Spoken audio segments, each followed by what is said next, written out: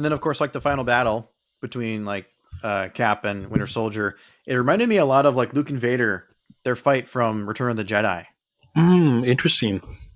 Like just like the how the whole like this how the set is, and it gave me that vibe of like that they were on the Death Star, and that they were in the Emperor's chamber or whatever it's called, that room, right?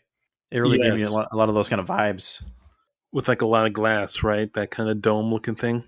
Yep, and I then of think. course like just like how Luke was like he's trying to turn his father to being good, to remember who he Oh was, yeah, and that's literally happening in front of our eyes again. So it's kind of a cool way of conceiving that scene.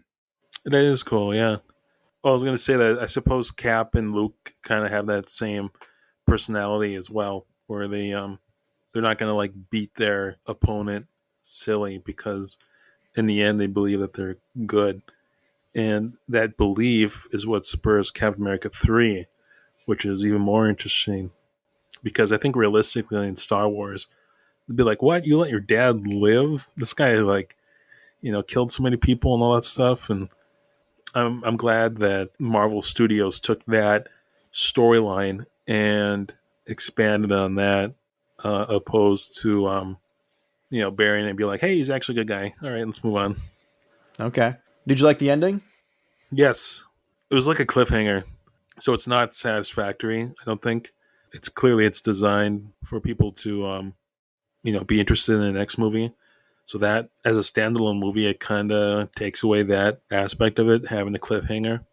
But it ultimately served its purpose, so I cannot complain totally because I see where the director was going with this, and the Russo brothers, and even Feige as well, and everyone who worked on this movie. I can see their direction for it, and for that, I can't really take away their vision because I believe it worked ultimately.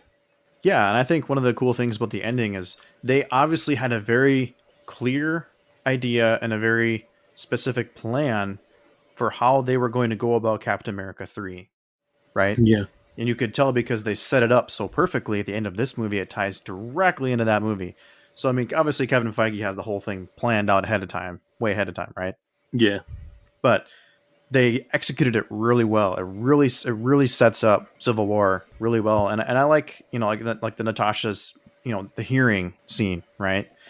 And obviously like the ending of we got to go find him, we got to go find Bucky. I yeah. just think that it really worked well.